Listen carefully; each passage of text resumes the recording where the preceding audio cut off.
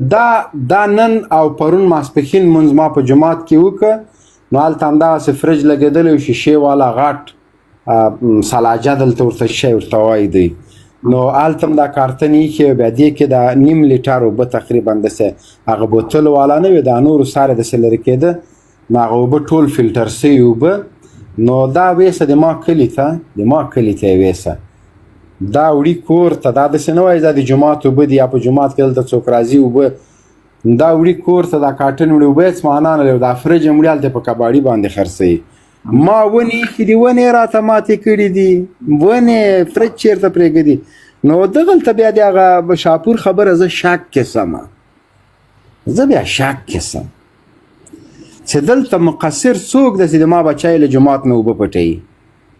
دلته مقصر څوک ده چې د ما بچی له جومات نه فرج پټوي، دلته مقصر څوک ده چې د ما بچی د جومات لاسپیکر پټوي، مقصر څوک ده چې د ما مسلمان بچی د جومات نه بیټرۍ پټوي، مقصر څوک ده چې د ما بچی ځي د خلکو شمسیانې ماتوي، وړې نه ماتوي ورته پاچا صاحب.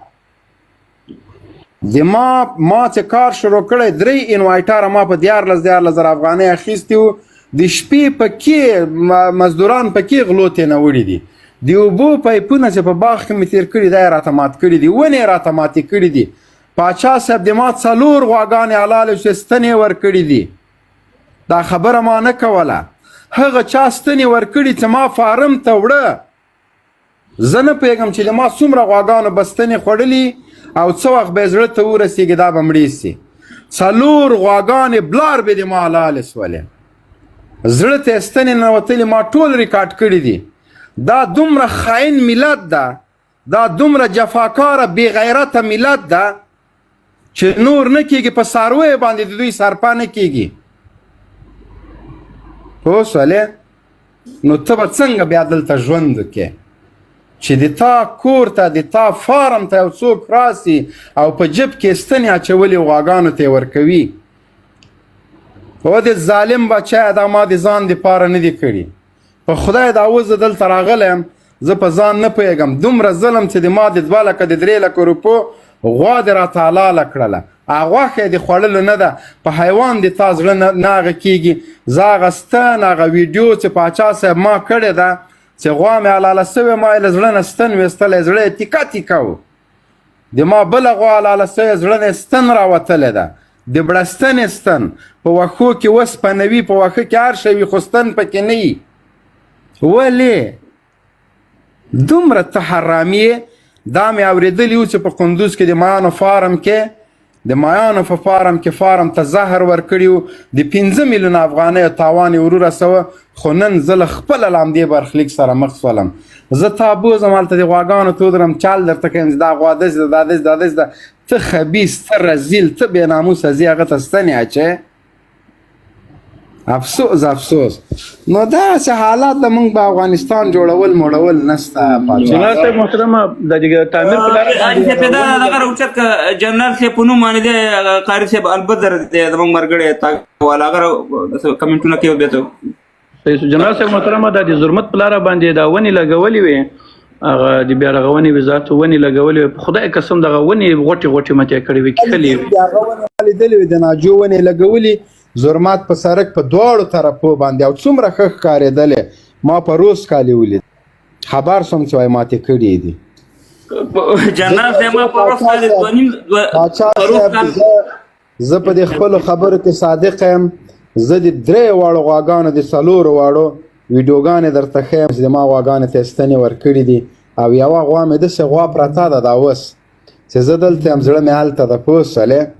چې جګېدلی نه سي، هغه به هم کېدی شي نن او سبا کې حلال سي. په 3 لکه افغانۍ باندې ما اخیستې وه د نسل دپاره، ورک یې که دا پاچا صاحب محترمه کله چې تحولات راغلو که تا فکر کړی و که نه، یا مثال طالب خودی له غره راښکته به ولي که نه، هغه سواداره خلک چې په ښار کې ژوند کړی، په ښار کې چې یو څوک ژوند وکړي تبن کوي، تعلیم نه وي کړی، یو څه یې لیدلي وي که نه، په خدای دا وزارتونه ته ورننوتل، دغه تش پاڼې نه دي، کمپیوټر یو کیبورډونه خو څه کوي، دا تش پاڼې لا پټولې قسم ده، قلمونه خو کتابچې دغه یې لا پټولې،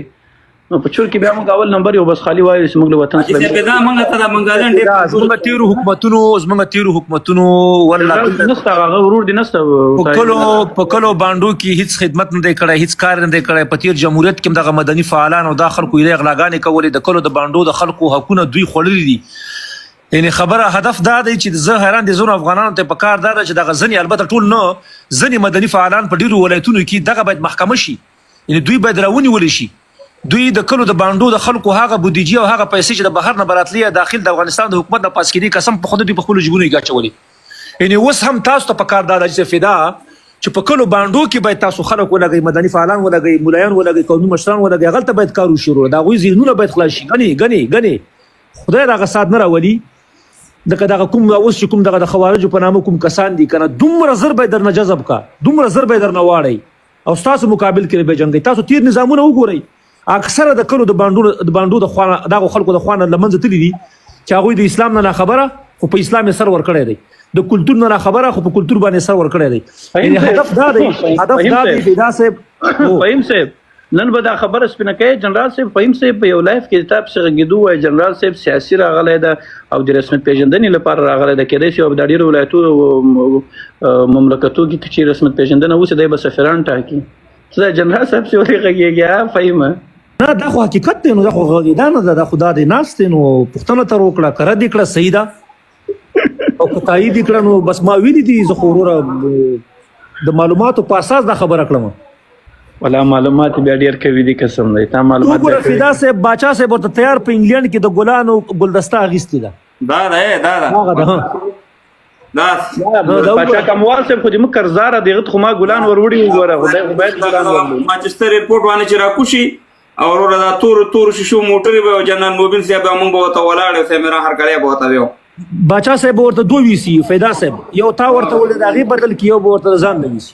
او په خدای کې نو چې د دې کې اوسېګم چې موږ د چینو وبسکو د چینو د چین چې تر راځي تک شین چې او د کامې او د چار خدای ګوړه ولا هغه پاتا صاحب دغه اشرف غنی بابا لمبار کده سره یا ورته ورزم یاره ټول کوم ملاقات ور سره نه بیٹو کې درته ما باچا جنرال صاحب ابو ظبي کې موبین صاحب ثاني اوس د قطر تلاړه ممات باندې خلکو دغه کویل چې ته خو د درې شین ته تلوي یو د طالبانو سره د مذاکرات وکړه پټ او بل د اشرف غنی صاحب سره مقاتل په ما وانم دا دغه مالي ولا چې نه پوهیږم فهیم صاحب کومه خبره تایید کی بیا صحیح ده دا جنرال صاحب لیکلي جنرال صاحب سلام علیکم ورور جان دا دغه